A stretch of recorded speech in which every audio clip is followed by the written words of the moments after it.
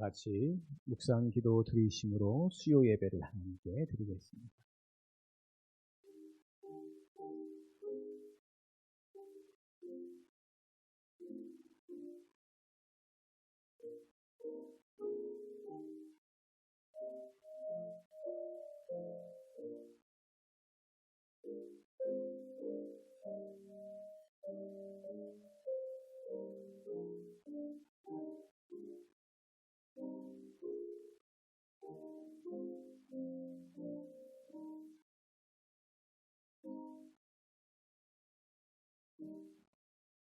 하나님은 영이시니 예배하는 자가 영과 진리로 예배할지니라. 아멘. 하나님, 우리에게 오늘도 예배할 수 있는 은혜를 주심을 감사합니다.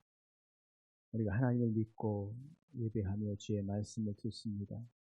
듣고 그치는 것이 아니라 순종하며 그 말씀대로 확신하며 살아가는 우리 모두가 되게 하여 주시옵소서. 예배 시종을 주님께 의탁드리오며 살아계신 예수님의 이름으로 기도드리옵나이다. 아멘. 찬송가 536장입니다.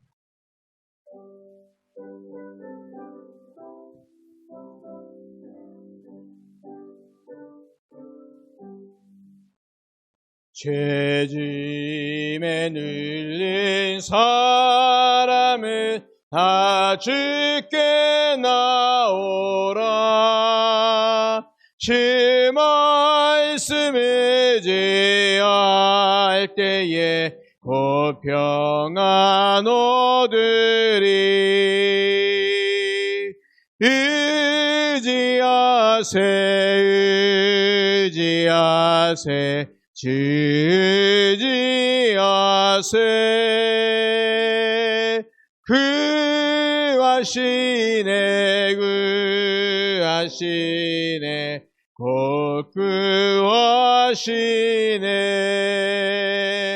참 구원 주신 주께서 보혈을 흘렸네. 눈같이 이게 알 피에 온몸을 잠그세. 의지하세 주 의지하세.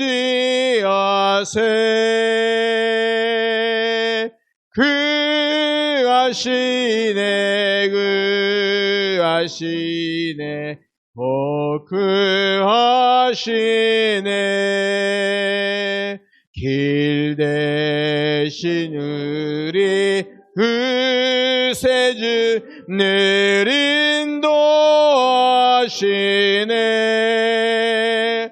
너 지체 말고 믿으며 참 복을 얻겠네. 의지하세 주 의지하세.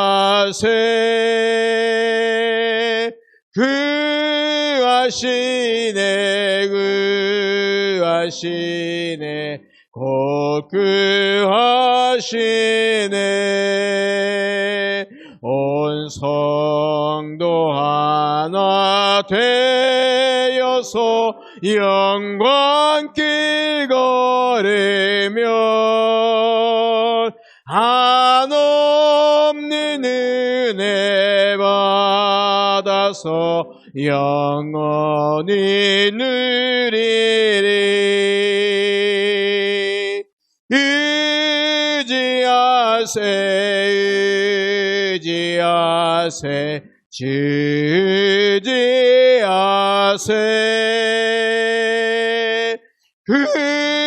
구하시네 곧 구하시네.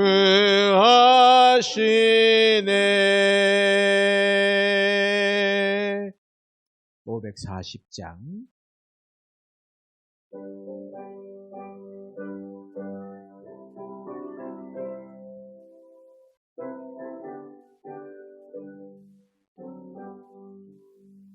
주의 음성을 내가 들으니 사랑한단 말일세. 믿는 마음으로 주께 가오니 나를 영접하소서. 내가 매일 십자가 앞에 더 가까이 가오니 의세주의 흘린 보배 피로써 나를 정케 하소서. 주여 넓으신 은혜 베푸사 나를 받아주시고 나의 품은 뜻 주의 뜻같이 되게 하여 주소서. 내가 매일 십자가 앞에 더 가까이 가오니 의세주의 흘린 보배 피로써 나를 정케 하소서. 주의 보좌로 나아갈 때에 어찌 아니 기쁠까. 주의 얼굴을 항상 배우니 더욱 친근합니다. 내가 매일 십자가 앞에 더 가까이 가오니 의세주의 흘린 보배 피로써 나를 정케 하소서. 우리 구주의 넓은 사랑을 증량할 자 없으며 주가 주시는 잠든 기쁨도 헤아릴 수 없도다. 내가 매일 십자가 앞에 더 가까이 가오니 의세주의 흘린 보배 피로써 나를 정케 하소서. 아멘. 우리 시간에 합심하여 기도하는 시간 갖겠습니다.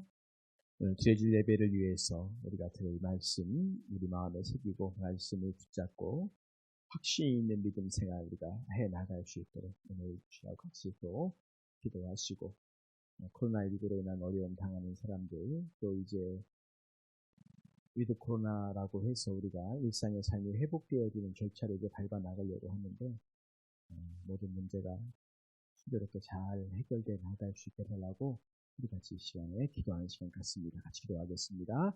하나님 아버지 은혜를 감사합니다. 오늘 우리가 주님 앞에 나와서 같이 주의 말씀을 듣고 예배하고 기도하고자 합니다. 하나님 이 시간 우리를 주님께서 이 자리에 부르셨사오니 부르신 대로 그 소망 가지고 그 믿음 가지고 우리가 주님을 바라볼 수 있는 귀한 은혜 내려 주시옵소서. 주님만 바라보고 소망합니다. 주님만 의지합니다. 주님 우리에게 주시는 주의 말씀 우리가 붙잡고 나아갈 수 있도록 도와주시되 살아계셔서 역사하시는 주님, 은혜 주시는 주님, 인도하시는 주님을 더 우리가 온전히 체험하고 만나며 그 주님과 함께 동행하는 거룩하고 복된 삶 되어 줄 수 있도록 인도하여 주시옵소서. 특별히 말씀을 듣고 그 말씀을 우리 마음에 새기고 그 말씀에 주시는 확신대로 우리가 믿음대로 살아갈 수 있도록 도와주시옵소서. 하나님 아버지, 육체적으로 연약한 지들이 많이 있사오니 그들을 붙잡아 주시고 건강을 인도하여 주시고, 하나님 아버지 또한 코로나19로 인해 어려움 당하는 사람들 많이 있습니다. 그들의 삶을 주님 함께하여 주시며, 우리가 일상의 삶이 이제 코로나 이후에 회복되어지는 삶 되길 우리가 하나씩 추진해나가는데, 하나님의 일들 가운데 함께하시고 어려움 없도록, 그리고 모든 일들이 지혜롭게 원활하게 순조롭게 잘 풀려나갈 수 있도록 하나님 같이 마음을 먹고 품고 조심함으로 일들을 행해나갈 수 있는 귀한 은혜를 내려 주시옵소서. 오늘도 우리에게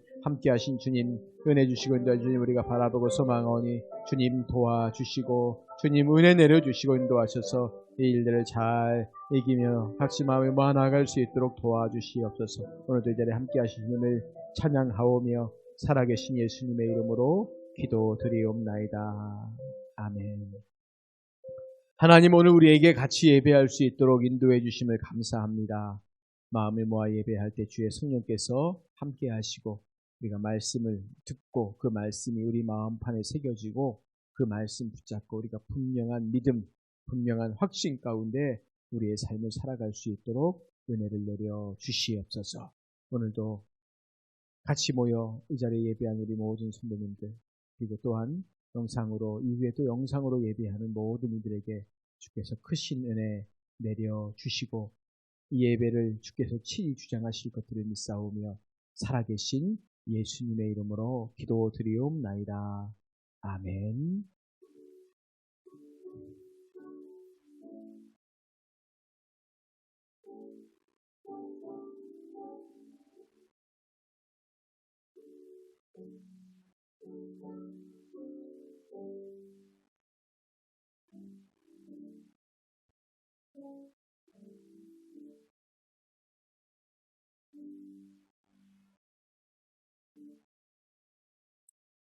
하나님 말씀 같이 보시겠습니다. 디모데후서 1장 12절, 디모데후서 1장 12절 말씀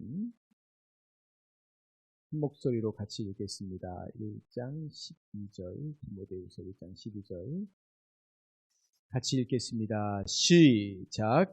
이로 말미암아 내가 또 이 고난을 받되 부끄러워하지 아니함은 내가 믿는 자를 내가 알고 또한 내가 의탁한 것을 그날까지 그가 능히 지키실 줄을 확신함이라. 아멘. 자, 이 시간에 우리가 매월 마지막 주에 특송하는 시간이 있습니다. 권기호 권사님, 김혜숙 수사님, 우리 두 목장 나오셔서 같이 하나님께 찬양 올려드리겠습니다. 네, 나오시기 바랍니다.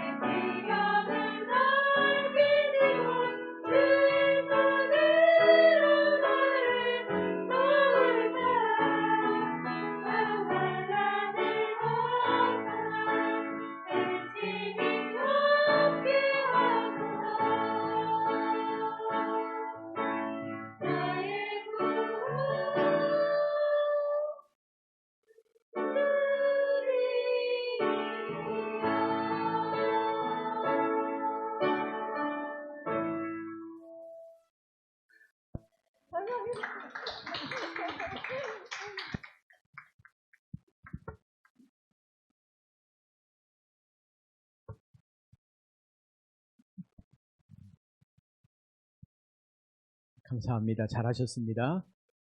마지막에 뭔가 이게 핀트가 안 맞는 느낌이어서 서로가 이렇게 내려오면서 이렇게 인상을 쓰네요. 연습한 대로 안 됐다. 뭐 그런 생각인 것 같은데. 고맙습니다. 할렐루야. 우리 옆사람과 뒷사람 인사합시다. 반갑습니다. 사랑합니다. 예. 고맙습니다. 고맙습니다. 고맙습니다. 아마 다음 주부터는 수요 예배가 조금 더 많이 모여도 되지 않을까. 그런 생각이 드는데, 어떻게 잘 진행될 것이라고 그렇게 생각을 합니다.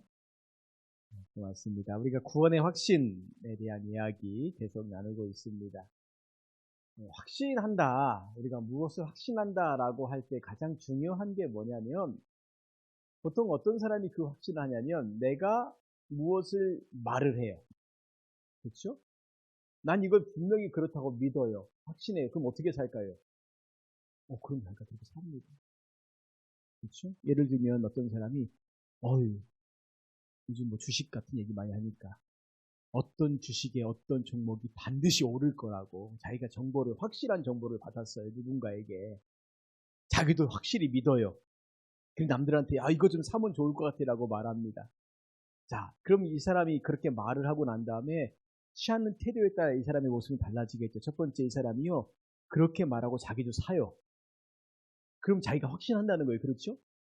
두 번째, 그렇게 말하고 자기는 안 사요. 그럼 이 사람 뭔가 지금 주가 조작하고 있는 겁니다. 말해놓고 그래 나도 그렇게 믿어 라고 그렇게 행하면 그래 저 말에 신빙성이 있는 거죠. 여러분, 믿음이란 우리가 믿음의 확신, 구원의 확신이라고 말할 때 보통 나는 구원의 확신이 있어요 라고 말하지 않습니까? 그러면은 무엇에 대한 확신이 있다는 건가요? 우리가 말하고 믿는 것은 나는 그대로 되어질 것이라고 믿는다는 거죠. 그리고 그렇게 내 삶을 살아가는 겁니다. 근데 만약에 우리가 그렇게 믿는다고 말은 열심히 하는데 정작 돌아서서 살아가는 삶이 달라요.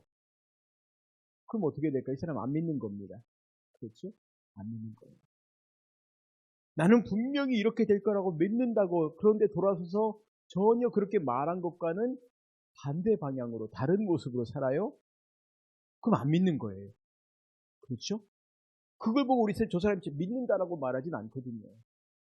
그럼 도대체 믿는다는 게 뭐냐라는 겁니다. 믿는다는 게 뭐냐? 다음 주 설교를 이렇게 준비하면서 말씀을 묵상하고 머릿속을 이렇게 생각을 하면서 예레미야가 땅을 사는 장면이거든요. 다음 주 본문이 32장에 나오는 말씀. 근데 나라가 다 망하게 생겼는데 하나님이 예레미야에게 땅을 사라 그래요. 네가 그거 기업을 물을 자니까 네 책임이니까 너 그거 사라. 그래서 증서를 써가지고 하나는 항아리에 묻어 보관하고 하나는 사람에게 줘요. 아니, 나라가 곧 망하게 생겼는데 땅을 왜 삽니까? 땅을 왜 사요? 그런데 예레미야가 나라가 망한다고만 예언했습니까? 아니면 그 다음에 한마디 더 나갔습니까? 다시 돌아오게 할 것이라고 하나님께서 회복까지 얘기하잖아요. 그렇죠? 근데 하나님께서 그 회복에 대한 증거로, 이렇게 말하면 지난주 설교, 다음 주 설교 다 하고 있는 건데 지금. 회복에 대한 증거로 예레미야에게 땅 사라는 거예요. 땅을. 근데 예레미야가 자기가 지금까지 열심히 이 나라가 망할 것이고 그리고 하나님이 돌아오게 하실 거야 라고 하는 분명한 확신 가운데 있지 않다면 예레미야가 땅을 살까요? 안 살까요? 안 삽니다. 절대 안 사요. 미쳤어요. 사게요. 나라가 망하고 없어지는데 지금 나라가 망하는 거 눈에 보게 뻔해요. 분명히 지금 다 망하게 생긴 거예요. 근데 돌아올 것이라고 하는 이 확신이 없다면 예레미야가 땅을 사겠습니까? 안 사요. 근데 하나님이 사라고 하니까 예레미야가 사요. 그걸. 이게 뭡니까? 이게 확신이란 거예요. 우리 생각으로 이게 이루어질까? 말도 안 되는 것 같죠. 당신은 구원의 확신에 대해 갖고 있습니까? 우리가 받는 구원이라는 게 무엇입니까? 회복이잖아요. 완성이지 않습니까? 이 땅에 있는 이 많은 죄의 세력부터 우리가 해방되고 노임을 받고 하나님의 자녀로서 우리가 살아가는 삶 아닙니까? 죽어서 천국 간다라고 하는 그런 단순한 개념 자체가 아니라 우리가 이 땅에서 하나님의 자녀로서 새롭게 임할 새하늘과 새 땅에서 우리가 한 어린 양의 신부로서의 삶을 우리가 소망하며 살아가는 거잖아요. 그렇죠. 그러기 위해서 우리가 신랑 되신 예수님께서 다시 오실 때까지 신부로서의 우리의 삶을 단정하게 거룩하게 준비하고 있는 거 아닙니까? 근데 만약에 신랑이 다시 올 것이라고 하는 확신이 없다면 어떻게 살까요? 그냥 마음대로 사는 거죠. 그렇죠? 근데 신랑이 다시 올 것이라고 하는 분명한 확신이 있으면 어떻게 살까요? 준비하고 기다릴 겁니다. 오늘 우리의 삶이 그렇다는 거예요. 우리가 믿음을 갖고 삽니다라고 말할 때 당신은 믿음의 확신이 있습니까? 구원의 확신이 있습니까? 그럼 우리가 이 땅에 사는 우리의 삶의 모습이 어떠해야 될 것이냐요. 우리가 이 구원의 확신이라는 것이 바로 그겁니다. 우리가 정말 그 확신을 갖고 있다면 나는 지금 이 땅에서 어떻게 살고 있지? 라고 하는 걸 우리에게 서로에게 물어보는 거예요. 나는 어떻게 살고 있지? 정말 내가 믿는다 라고 말하고 고백하는 것처럼 나의 삶의 아주 구석구석에서 정말 그렇게 살고 있느냐? 하나님께서 나의 왕이시고 주인이시다라고 하는 그런 고백을 하는데 우리의 삶이 정말 그렇게 왕이시고 주인이시라고 하는 그 고백처럼 우리가 그렇게 살고 있는지 아니면 또 다른 것을 주인 삼아서 그거 붙잡고 그래 우리가 말은 그렇게 해도 흔히 그런 얘기 있지 않습니까? 하나님 앞에 열심히 기도하지만 기도하고 돌아서서 결국 하는 일이 뭐가 내가 할 수 있는 게 없는가라고 열심히 막 그냥 자기 힘만 의지하고 찾고 누구 도와줄 사람 없는가 찾고 마치 이스라엘 유다 말기에 그들이 하나님께서 제발 그렇게 하지 말라고 절대 그러지 말라고 했는데도 성을 만들고 성을 쌓고 무기를 새로 만들고 외국과 조약을 맺고 막 이런 절차들을 밟아가잖아요. 하나님 그거 의지해도 소용없다고 말해도 그거 붙잡고 의지하고 있거든요. 그럼 이렇게 말하면 그 사람은 어떤 사람이냐면 하나님 안 믿는 사람이에요. 결국 구원에 확신이 없는 사람은 우리가 물론 확신이 연약하고 흔들릴 수가 있죠. 그런데 내가 이 분명한 확신이 없이 오늘 나의 삶을 살아가고 있다면 하나님 안 믿는 사람입니다. 믿는 척하고 있는 것뿐이든지 아니면 종교 생활하고 있는 것이든지 무당을 따라가거나 점쟁이를 따라가는 사람들 최소한 무당이 하라 그러면 합니다. 그렇죠. 우리 남편 뭔가 좀 안 좋은데 팬티 속에다가 부적 하나 넣으라면 남편 모르게 팬티 속에 부적 하나 넣어요. 그거 합니다. 그 짓을 해요. 그렇죠. 별 희한한 짓도 하라고 합니다. 그거 하면 혹시 좋을까봐 괜찮을까봐. 그런데 오늘 우리가 하나님 말씀 앞에 서서 하나님 말씀대로 살아가는 것이 복이라고 말해도 우리가 그 말을 정말 믿는다면 그 확신이 있다면 하나님 말씀대로 살아갈 겁니다. 어떤 어려움이 와도. 근데 그것에 대한 내 확신이 없다면 그 말을 들어도 긴가민가한 겁니다. 정말 내가 믿어야 되나 말아야 되나 그런 고민들이 우리 가운데 생기겠죠. 그래서 우리가 이 마지막 우리가 계속해서 얘기할 때 현재의 구원에 대한 이야기를 하면서 성화를 이야기하고 견인 이야기하고 그리고 마지막 확신 이야기하지 않습니까? 우리가 하나님의 자녀로서 포기하지 않고 끝까지 거룩한 삶을 살아갈 수 있는 이유가 뭐냐면 이 두 가지라는 거예요. 하나님이 우리를 붙잡아 주심, 그리고 우리가 끝까지 확신을 가지고 인내하며 살아감. 이 두 가지라는 겁니다. 그렇기 때문에 이 두 가지가 없다면 우리가 거룩한 삶에 대해서 아무리 말해도 왜 우리가 그렇게 살아야 되는지에 대해서 스스로 납득이 안 되면 못 사는 거죠. 그렇게 사는 것이 맞아라고 말할 때 내가 스스로 납득이 돼야죠. 그래 맞다 그렇게 사는 게 맞지 옳지 그래 이게 조금 힘들어도 어려워도 그렇게 사는 게 옳지라고 말하면 우리가 오케이 하고 가는 거예요. 근데 내 스스로 아무리 생각해도 이건 안 될 것 같아. 그럼 아무리 얘기를 해도 못하는 거죠. 못 사는 겁니다. 차라리 그냥 부적 하나 써붙이고 다니는 게 더 나을 수 있다는 겁니다. 차라리 그게 나아요. 그게 더 편할 수 있다는 거예요. 그 사람에게는. 근데 하나님 말씀 듣고 그 말씀대로 살아가고 순종하고 쉬운 삶이 아닙니다. 그런데 우리에게 그렇게 살라고 하시는 것, 복된 길이라는 것, 우리가 그것을 분명히 믿는다면 오늘 우리가 그렇게 살아갈 수 있습니다. 살아가야 할 길. 그래서 우리가 이 확신에 대한 이야기가 증거가 뭐냐? 지난주에 이 부분 얘기했지 않습니까? 첫 번째가 성경을 통한 객관적인 증거가 있다. 성경에서 말씀하고 있다는 거죠. 객관적인 증거란 내 안에 느낌이 없어도 객관적인 사실 때문에 내가 구원받았으면 받아들이는 거예요. 얘기하고 있는 거니까. 맞다, 그렇지요. 의심하지 않는 겁니다. 왜? 객관적인 증거가 있으니까. 객관적인 증거가 있으니까. 그렇죠?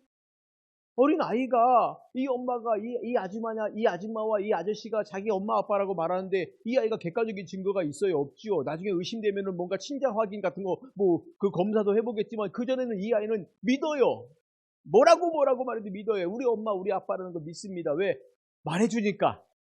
그렇죠. 내가 그 느낌으로 정확하지 않은 것 같은데도 말해주니까 믿는 거예요. 성경에서 우리에게 말씀하고 있는 것이 그런 객관적인 정확한 증거라는 겁니다.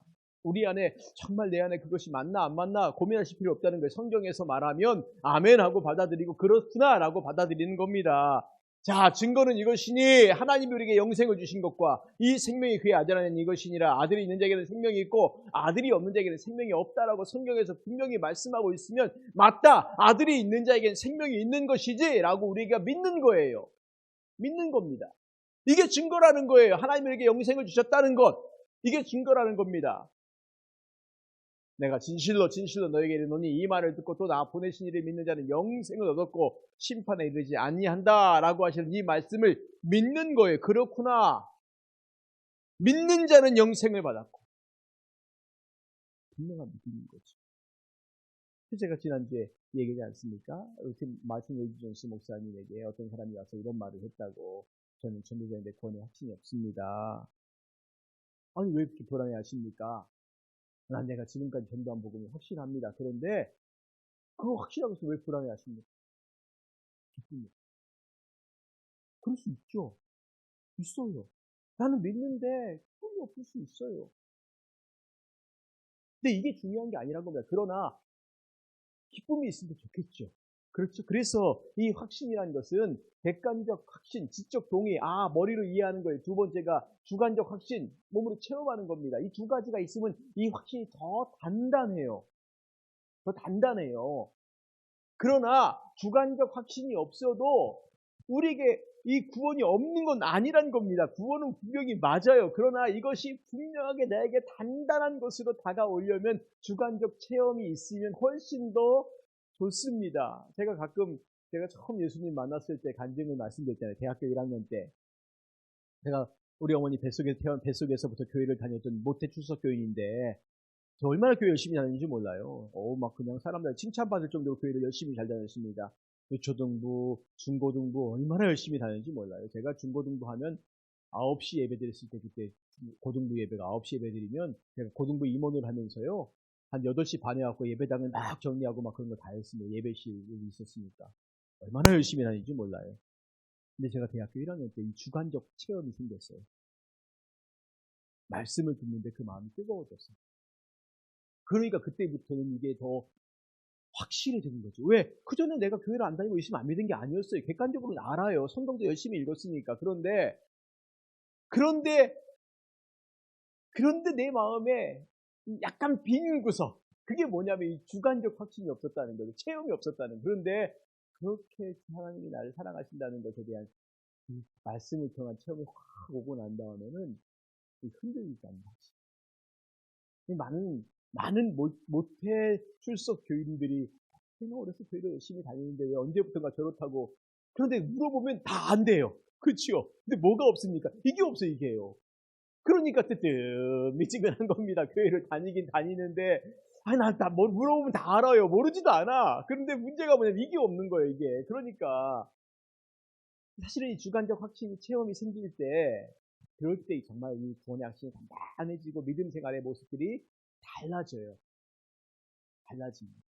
그러니까 우리 자녀들을 위해서 혹은 뭐 다른 사람을 위해서 기도하실 때 하나님 정말 좀 그 마음에 좀 만나주세요.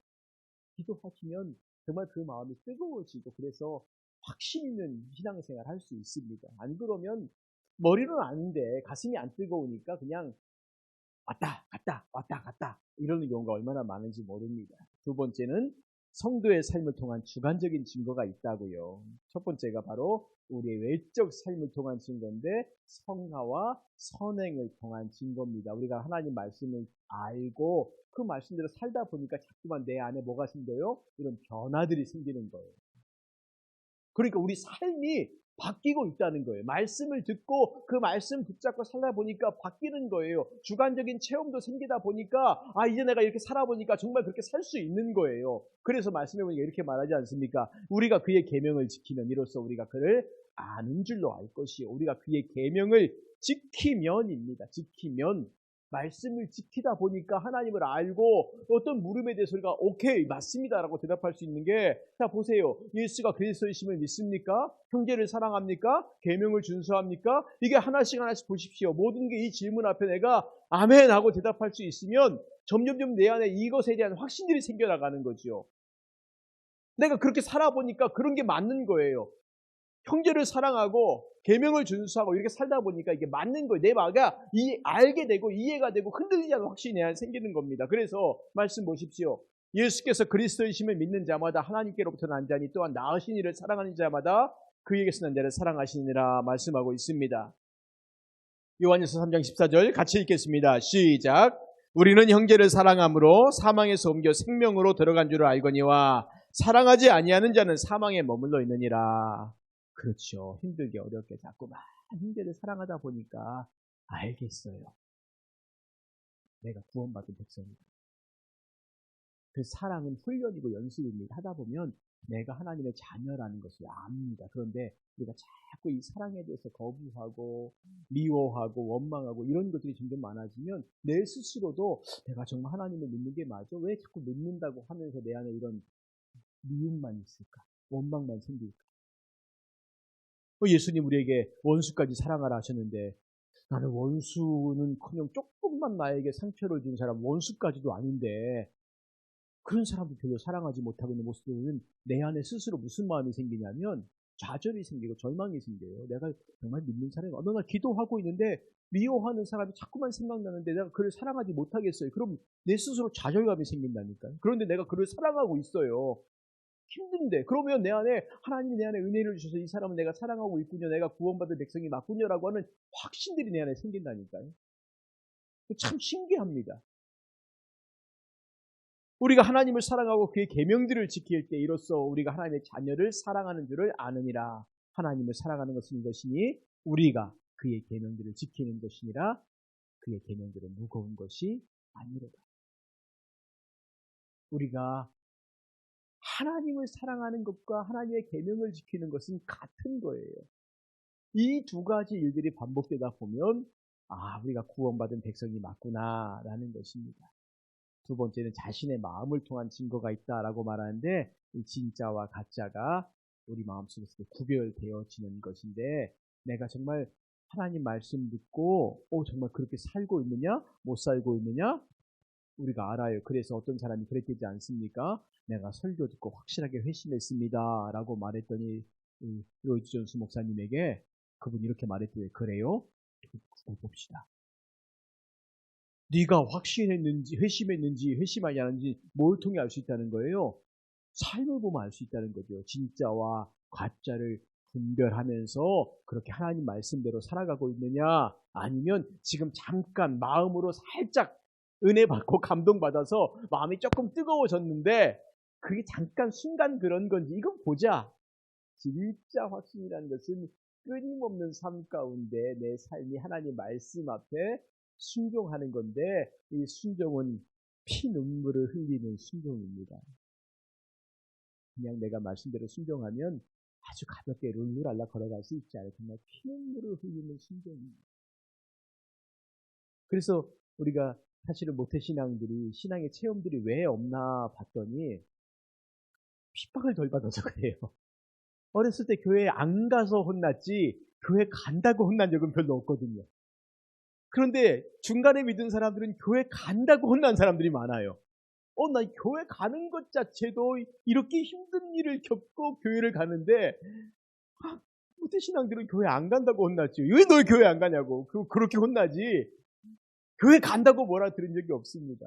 그러니까 자꾸만 이 핍박과 환난과 어려움이 생기면 그러면 우리가 하나님 앞에서 우리 말씀도 듣고 순종하는 이것이 정말 힘들고 어렵다고 말씀하지 않습니까? 근데 이런 과정들을 하나 거쳐가다 보면 우리 속에 하나님을 향한 이 마음들, 내 마음속에 어떤 생각을 하고 있는가 물어볼 때 갈망, 하나님에 대한 갈망, 내가 이 갈망을 갖고 살고 있어.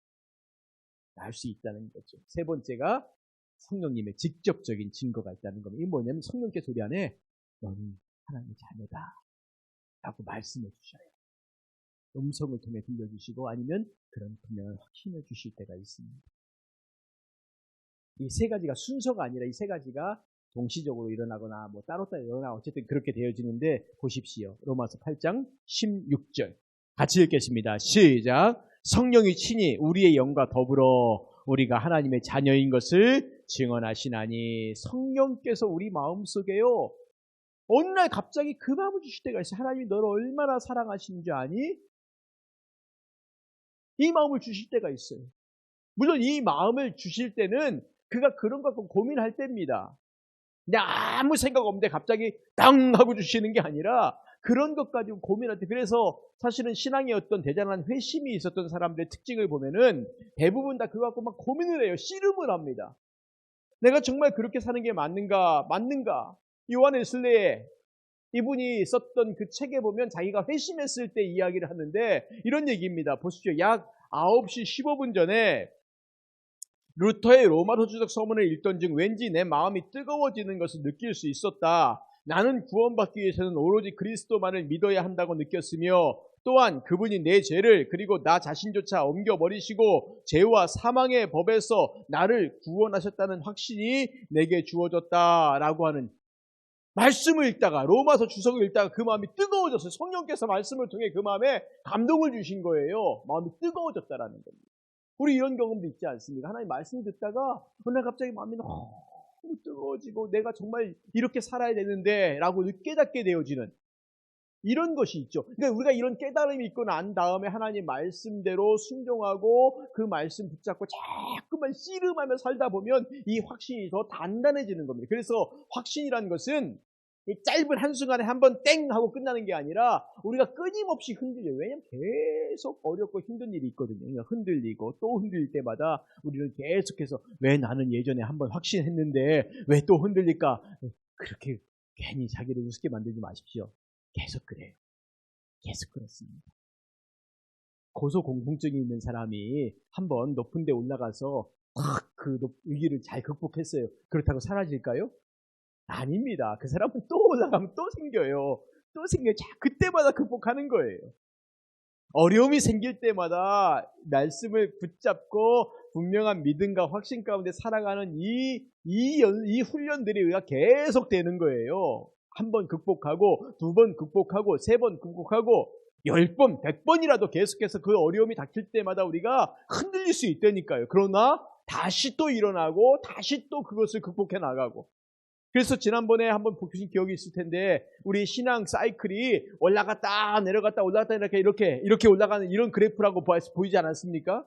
한번 이렇게 쫙 가지 않아요.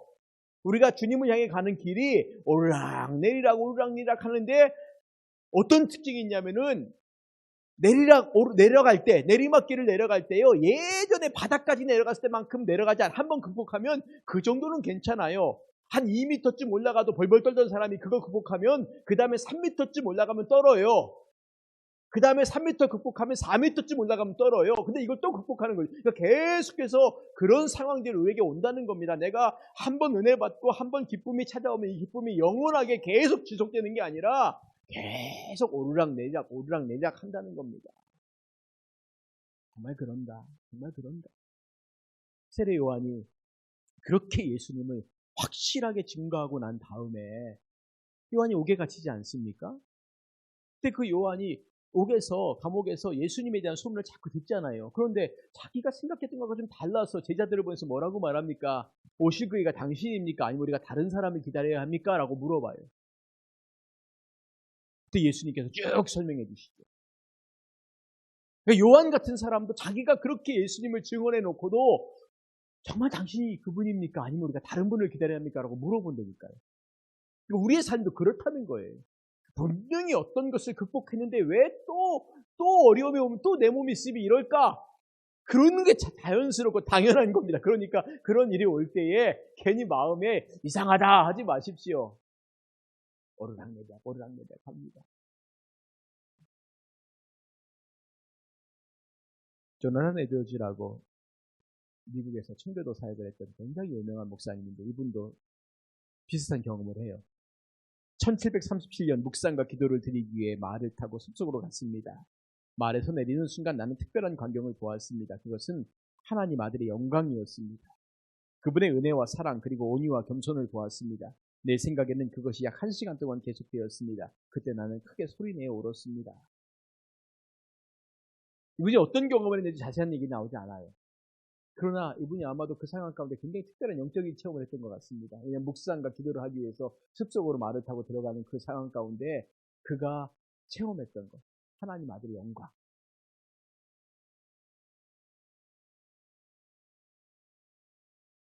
파스칼이라고 하는 굉장히 유명한 철학자, 수학자, 그 다음에 시인이기도 하고 이 사람 대단한 사람이 천재라고 합니다. 이분이 있었던 글에 보면 이런 말이 있습니다. 크리스찬이 되기로 선택한 사람들이 손해볼 것이 무엇이냐. 설사 그가 죽어서 하나님도 없고 그의 믿음이 헛된 것이었다고 판명되더라도 그는 잃을 것이 없다. 사실상 그는 믿지 않는 친구들보다 더 행복하게 산 사람이다. 그러나 만약 하나님도 계시고 천국과 지옥도 있다면 그는 천국을 얻을 것이고 그의 무신론자 친구들은 지옥에서 모든 것을 잃을 것이다. 이분의 말은 그런 말이에요. 자신이 회심하고 난 이후에 내가 그리스도인으로서 사는 것과 아니면 그리스도인으로서 안 사는 것과 도대체 뭐가 더 손해고 뭐가 더 이익이다라고 말할 때 내가 그리스도인으로 사는 게 이익이라는 거예요. 지금도 이익이고 나중에도 이익이라는 겁니다. 지금 내가 살아가는 이 삶 자체가 나는 만족스럽다는 거예요. 왜? 우리가 예수님 모르고 죄짓고 자기 욕심대로 막 살아가는 그 인생이 그게 복된 인생이니까 그렇지 않다는 거죠. 그러니까 진짜 복된 인생은 예수님 믿는 거예요. 설령 하나님이 안 계시고 천국도 없다 하더라도 이게 손해본 인생이 아니란 겁니다. 그냥 잘 사는 인생이에요. 그러나 천국도 있고 지옥도 있다면 하나님도 계시다면 이게 얼마나 대단한 인생이냐는 거죠. 파스칼이 이런 말을 했어요.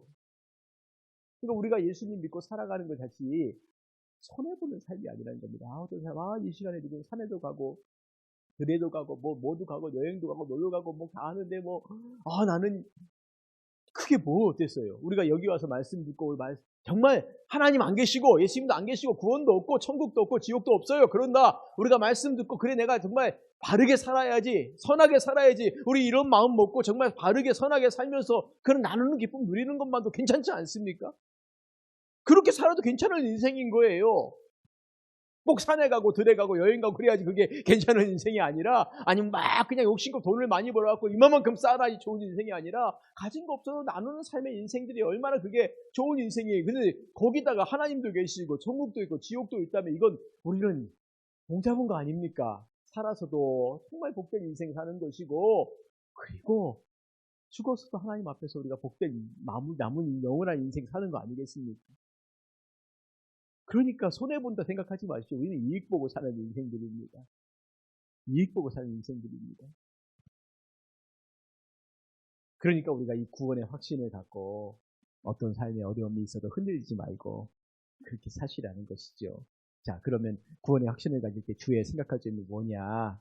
첫 번째, 구원의 확신을 얻기까지는 믿음의 성숙과 시간이 필요하다는 겁니다. 이 확신은 아까 말씀드렸죠. 한 번에 땅 하고 되는 게 아니라 계속해서 이 우리의 믿음이 자라가고 또 자라가면서 정말 계속되는 확신 가운데 정말 마지막 그 순간에도 우리가 이 확신을 갖고 그리고 하나님 앞에 가는 겁니다. 시간이 필요해요. 계속되어지는 시간이. 그러니까 한 번 흔들리고 한 번 넘어졌다고 해서 끝났다. 그러지 마십시오. 아닙니다. 웨스터민스터 소요일 신앙 고백서에 보시면 18장에 이런 말이 나옵니다. 참된 신자도 구원의 확신을 얻을 때까지 많은 고난과 투쟁을 거치며 오래 기다려야 한다. 이해가 되십니까? 참된 신자도 구원의 확신을 얻을 때까지는 이런 정말 길고 긴 시간들. 그래서 하나님께서 계속해서 순간순간마다 찾아오셔서 위로하시고 말씀해 주시고 사도 바울이 복음을 전하면서요, 1차, 2차, 3차 전도여행, 그리고 로마로 압송돼 가고, 그리고 로마에 잠깐 풀려나서 또 전도했다가 다시 붙잡혀오고, 이런 많은 과정들을 거칠 때, 특별히 바울이 로마로 압송되어지는 과정 가운데 보면, 유라굴로라고 하는 굉장한 큰 풍랑을 지중해에서 만나가지고 배가 다 깨지게 생겼을 때요, 그때 하나님 바울에게, 바울아, 말씀하지 않습니까? 내가 너와 함께 할 테니까 너 로마까지 가서 복음 전해야 되니까 걱정하지 마. 걱정하지 마. 그러니까 사도 바울 같은 사람도 그 풍랑 가운데서 좀 두려웠을지 몰라요. 근데 하나님이 그의 마음에 위로를 주시는 거예요. 힘을 주시는 겁니다. 확신을 주시는 거예요. 내가 너 로마에 보내기로 했으니까 너 두려워하지 마라. 이 풍랑 가운데 너 아무런 어려움도 없다. 염려하지 말라. 걱정하지 말라. 그러니까 참된 신자도 구원의 확신을 얻을 때까지는 그런 고난, 투쟁 거치면서 오랫동안 기다려야 한다는 거, 이거 분명한 사실이라는 거예요. 그러니까 오늘 우리도 마찬가지예요. 지금 당하는 어려움들 가운데서 하나님께서 우리를 어떻게 인도하시고 지켜주시는지 아무도 몰라요. 그러나 분명한 것은 하나님 나를 지금 붙잡고 계시다는 거예요. 붙잡고 계시다는 거예요. 바울이 감옥에서, 로마 감옥에서 정말 외롭고 힘들었던 삶 살지 않았습니까? 쓸쓸한, 심지어 나중에는 아무도 없다라고. 그때도 하나님 그와 함께 계셨어요. 마지막에 바울이 감옥에서 목배임 당해 죽을 때에도 그때도 하나님 함께 계셨어요. 내버려 두셨습니까? 아닙니다. 그때도 함께 계셨어요. 오늘 우리의 삶에 대해서 하나님께서 우리의 삶을 어떻게 붙잡으시는가라고 우리가 분명히 믿는다면 힘들지 않습니다. 지금 우리가 살면서 돈의 문제, 건강의 문제, 우리 애들 시험 봐야 되는데 어떡하나, 뭐 진학의 문제, 온갖 많은 문제들 머리 생각하면서 얼마나 머리가 아프세요. 그렇죠? 골치 아프지 않습니까? 근데 그런 거 고민하지 마시라는 거예요. 물론 고민하지 말라는 게 신경 쓰지 말라는 말이 아니라 기도하고 맡기십시오. 하나님께서 필요한 대로 주실 거야. 더 욕심내갖고 뭘 더 갖겠다고 발버둥 치면서 살아가는 것이 정말 그게 하나님 보시기에 합한 것이 아닐 수 있지 않습니까? 근데 우리는 계속 그렇게 살잖아요. 그러다 보면 막 그냥 머리도 아프고, 막 정신도 막 힘 쓰는 게 너무 아프니까 골치도 아프고. 남는 게 없지 않습니까? 그래서 이제 맡기고. 하나님, 이 부분은 제 거 아닙니다. 이거 하나님께 맡기겠습니다. 두 번째, 구원의 확신은 정상적인 은혜 수단을 사용하는 가운데 들어집니다. 정상적인 은혜 수단이란 말이 뭐냐면, 많은 사람들이 구원의 확신 얻기 위해서 이상한 방법을 쓰는 사람들이 있다는 것이요. 전혀 이단적인 요소들을 갖고 오거나 뭐 다른 방법들을 쓰거나 그런 사람도 있어요. 그러니까 구원파가 당신 구원 받았습니까? 라고 물어볼 때 이게 감인가 한 사람 데려다가 자기들한테 배우면 된다고 해서 이상한 방법을 가르치는 그런 것들이 잘못된 거라는 거죠. 그래서 이 웨스터민스터 소요리 문답 신앙고백서에 보면 뭐라고 말하냐면, 성령께서 힘주시는 대로 하나님께서 그에게 은혜 주시는 것을 알게 되고 이상한 계시를 통하지 않고 보통 방편을 힘쓰므로써 구원의 확신을 얻을 수가 있다고요. 성령께서 힘주시는 대로 하나님께서 그에게 은혜 주시는 것을 알게 되는 거예요. 그러니까 우리가 더 하나님 왜 나는 이게 없어요? 라고 막 자기 몸을 상하거나 이건 이상한 수단이라는 거죠. 이런 짓 하지 말라는 겁니다. 막 그냥 40일을 금식하거나 뭐 그 필요하면 할 수 있겠지만 내가 이렇게 금식해서 하나님의 은혜를 반드시 내가 받고야 말 거야. 그러지 마시라는 겁니다. 금식하지 말라는 말이 아니라 필요하면 하시라고요. 근데 어떤 내가 목적을 정해놓고 막 그냥 하나님과 싸우듯이 그렇게 하지 마시라. 우리의 투쟁은 하나님과 싸우는 게 아닙니다. 근데 우리는 흔히 하나님께 막 매달려갖고 이게 하나님께 투쟁한다고 생각. 우리의 투쟁은 죄와의 투쟁이죠. 세상과의 투쟁이지 하나님과의 투쟁은 아니에요. 하나님이 우리를 사랑하시는 우리 아버지인데 우리가 하나님 앞에 막 목숨 걸고 매달려야지 하나님 주시겠습니까? 정말 그렇습니까? 하나님께서 우리가 목숨 걸고 내가 정말 목숨이 왔다 갔다 할 정도로 금식해야지 그때서 야, 너 참 독하구나 내가 줄게 이러실까요? 아니죠. 그렇죠? 하나님 그렇게도 안 주세요. 왜? 우리에게 필요한 걸 아시니까 필요한 건 주시고 필요하지 않은 건 안 주세요. 그런데 우리가 막 40일 금식하고 난 다음에 하나님 주실 거예요? 안 주실 거예요? 막 이렇게 하나님과 싸우자 그러면 하나님이 야, 내가 졌다 줄게. 그러면 하나님과 우리의 관계가 좀 이상하지 않습니까? 그런 관계라면. 그렇게 하지 않으세요. 은혜도 마찬가지입니다. 은혜도 마찬가지. 보통의 방편에 힘쓰므로. 보통의 방편이 뭘까요? 말씀, 기도, 예배, 찬양.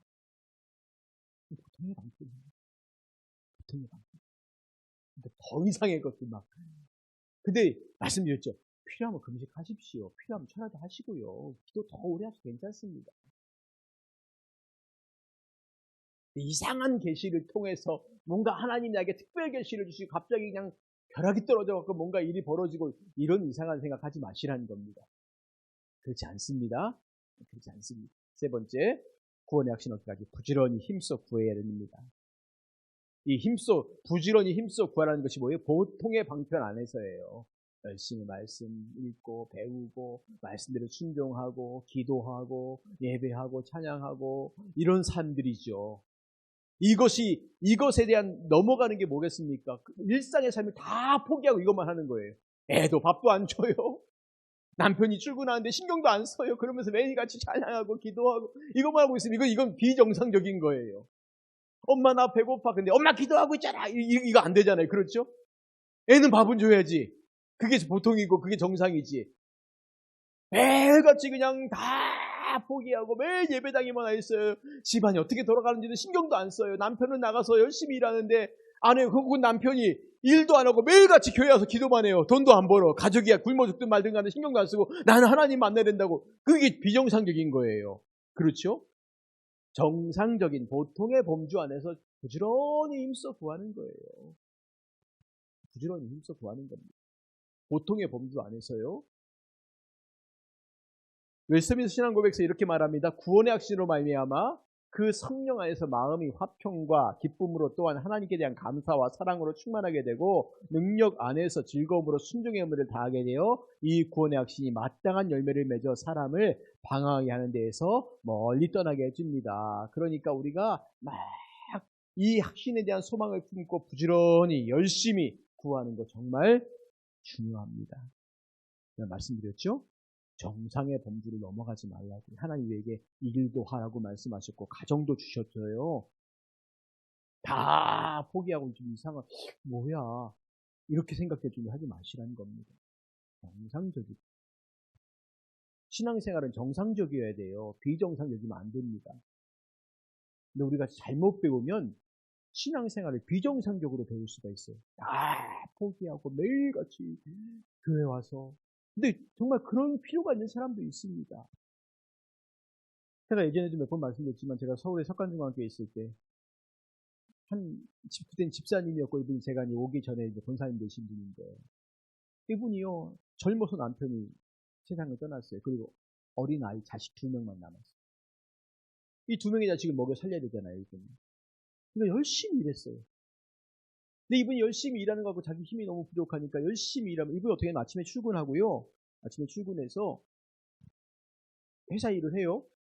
그때 이분이 아마 청담 화장품인가 아마 거기서 일을 하셨던 것 같아요. 일을 하고 그리고 퇴근을 해요. 그리고 집에 와서 아이들 밥을 차려주고 집안 정리를 다 하고 난 다음에 9시나 10시쯤 되면 교회로 와요. 그리고 교회에서 철야를 했어요. 한두 시까지 기도하다가 잠을 자고 그리고 새벽 예배를 드리고 다시 집에 와서 아이들 아침밥을 챙겨서 학교를 보내고 본인 출근하고.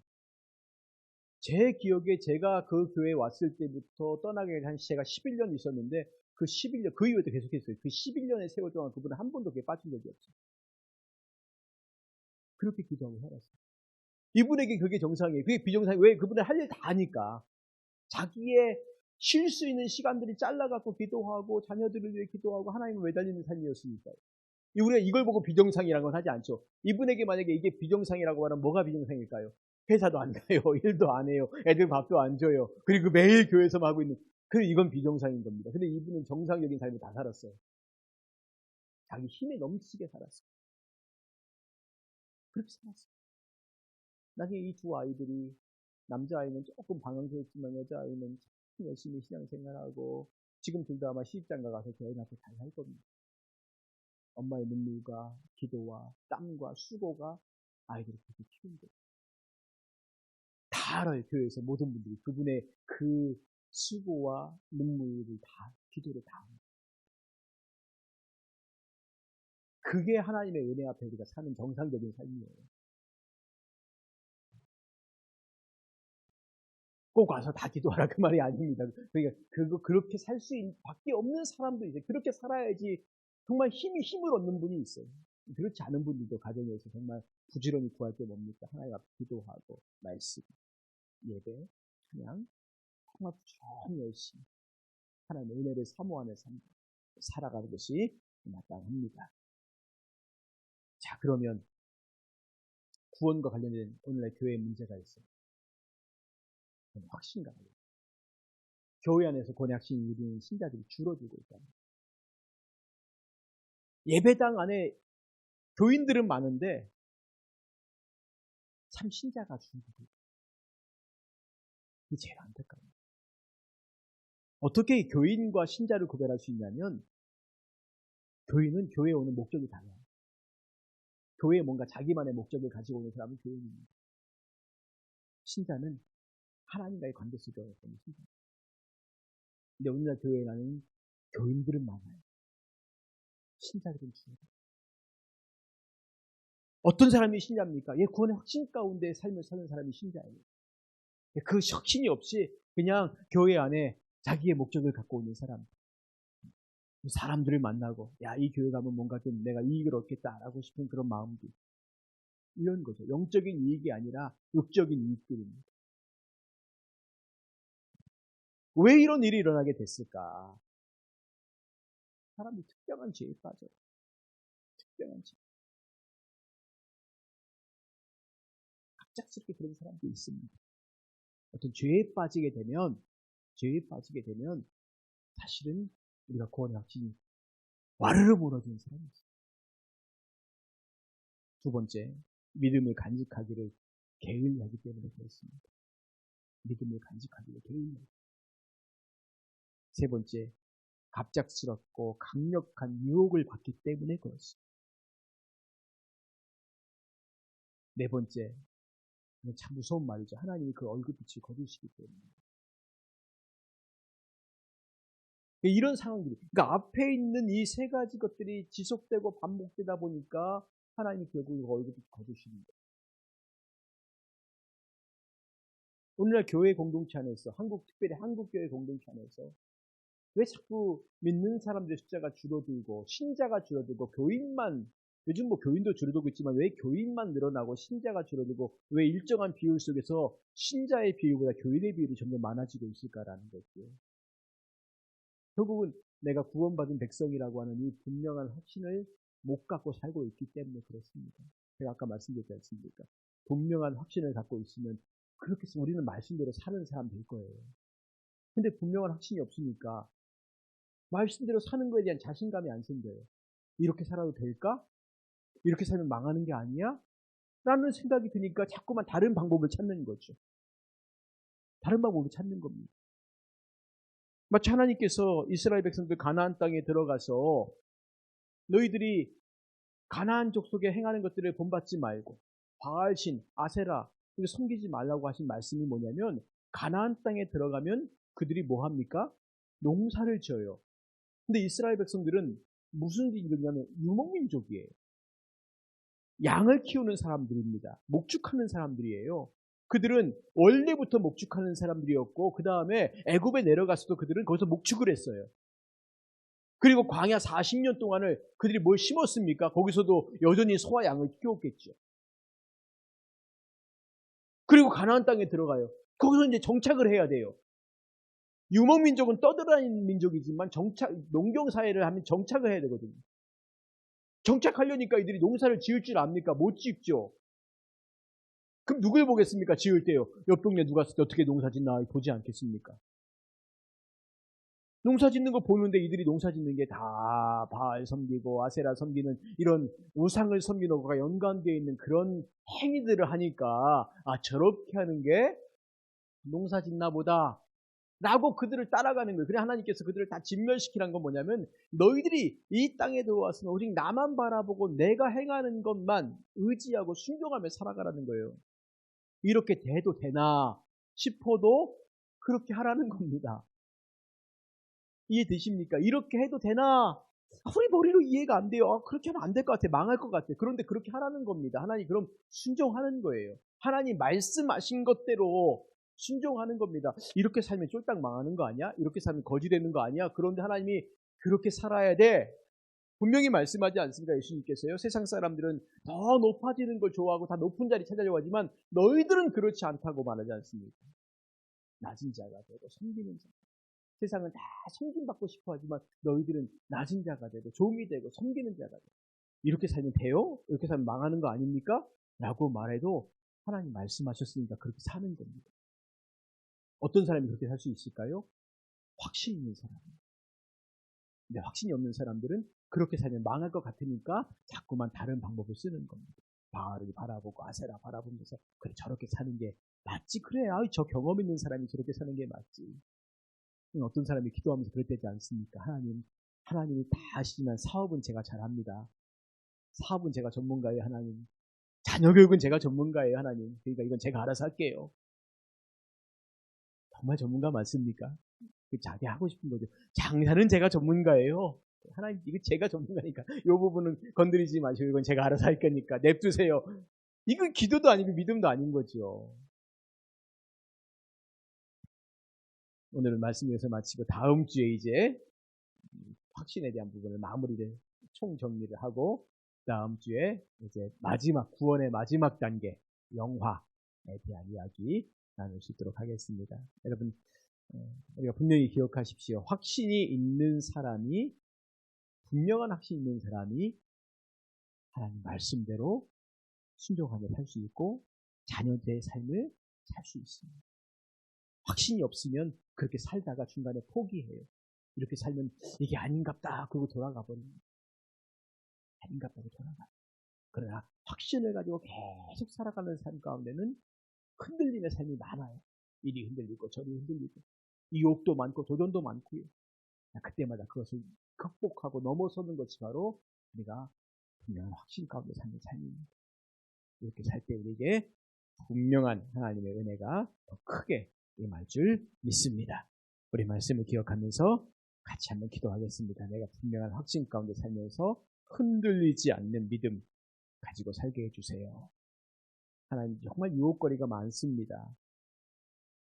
그래서 작은 돈도 유혹거리고 작은 건강의 문제도 유혹거리고 작은 사람과의 관계도 유혹거리고 왜 이렇게 세상에 살면서 유혹거리가 많은지 유혹당하지 않고 우리가 정말 하나님의 은혜를 더 구하며 살게 해달라고 그리고 분명한 믿음의 확신 가운데 살게 해달라고 우리 같이 이 시간 합심하여 기도하겠습니다. 기도합니다. 하나님 아버지 은혜를 감사합니다. 오늘 우리가 주의 말씀을 듣고 주님 앞에 섰습니다. 어떻게 살아가야 될지 어떤 삶을 살아가야 될지 참 우리 마음이 혼란스럽고 어지러울 때가 정말 많은데 우리가 이 시간 주의 말씀 붙잡습니다. 주의 말씀 의지합니다. 주의 말씀 순종합니다. 주님이 원하시는 주님이 기뻐하시는 믿음의 길 우리가 설 수 있기를 기도합니다. 하나님 우리를 붙잡아 주시옵소서. 우리를 도와주시옵소서. 더욱더 간절하게 주님만 바라보고 주님만 소망하게 하시고 주님만 의지하면서 우리에게 주어진 믿음의 길을 달려갈 수 있는 은혜를 내려 주시옵소서. 오늘도 우리가 하나님 앞에 서서 구원의 확신, 이 분명한 믿음의 확신을 갖고 살아가는 것이 무엇인가 알게 해 주심을 감사합니다. 하나님 아버지 온전한 믿음의 확신 가지고 우리가 이 삶을 살게 하시고 좌로나 우로나 치우치지 않고 흔들리지 않고 오직 주님 주신 그 길을 우리가 곧바로 곧게 믿음의 길을 걸어갈 수 있는 은혜 내려 주시옵소서. 하나님 아버지 하나님이 나와 함께 하시면 믿게 하시고 우리에게 주신 주의 말씀 붙잡고 이렇게 살아도 우리가 망하지 않고 이렇게 살아 죽지 않고 우리가 이렇게 살다가 죽어도 하나님의 앞에 서는 것임을 우리가 알게 하시고 그 분명한 믿음과 확신 가운데 우리가 거할 수 있도록 도와 주시옵소서. 인도하여 주시옵소서. 은혜 내려 주시옵소서. 예수님의 이름으로 기도드리옵나이다. 아버지 하나님 우리에게 허락하신 믿음의 길을 걸어갈 때 주의 말씀 붙잡고 내가 하나님의 자녀임을 확신하며 어떤 어려움을 만나도 어떤 유혹과 핍박과 환난 가운데 있다 할지라도 흔들리지 않고 주님 안에서 주님을 바라보고 소망하는 그 삶을 우리가 살아갈 수 있도록 은혜를 내려 주시옵소서. 하나님 아버지 우리의 가는 그 길이 주님 앞으로 가는 그 길들이 결코 쉽지 않음을 압니다. 이 세상에 있는 많은 것들이 우리를 너무나 강력하게 유혹하고 공격하는 것도 압니다. 그러나 우리가 흔들리지 않게 하시고 하나님께서 여호수아에게 말씀하셨던 것처럼 좌로나 우로나 치우치지 아니하고 오직 주의 말씀대로 순종하며 주님이 기뻐하시는 그 믿음의 길을 끝까지 걸어갈 수 있는 우리 모두가 다 되게 하여 주시옵소서. 세상 모든 사람들이 다 흔들린다 할지라도 우리는 흔들리지 않고 오직 주님만 바라보고 소망하는 그 삶을 살 수 있도록 인도하여 주시옵소서. 오늘도 같이 예배한 우리 모든 성도님들 함께하여 주시고, 우리 특별히 내월 마지막 주에 우리 두 목장이 같이 귀한 찬양을 드립니다. 하나님께서 인도하여 주시고 우리 여건과 형편이 좋아질 때 또 같이 이제 구역의 예배들이, 구역의 모임들이 더 활성화될 수 있도록 은혜 내려 주시옵소서. 하나님, 오늘도 예배자리에 함께하신 주님, 함께하게 인도하여 주신 주님 감사합니다. 남은 한 주간도 지켜주시고 주대에 우리가 또 만나 예배할 때 기쁨으로 감사함으로 예배할 수 있도록 인도하여 주실 것들을 믿사오며 살아계신 예수님의 이름으로 기도드리옵나이다. 아멘. 지금은 우리 주 예수 그리스도의 은혜와 하나님 아버지의 무한하신 사랑과 성령님의 위로 교통 충만 역사하시니 오늘도 주님 앞에 나와 한 마음으로 예배하며 돌아가는 우리 모든 성도님들 머리 위에 지금부터 영원토록 함께 하시기를 간절히 축원하옵나이다. 아멘.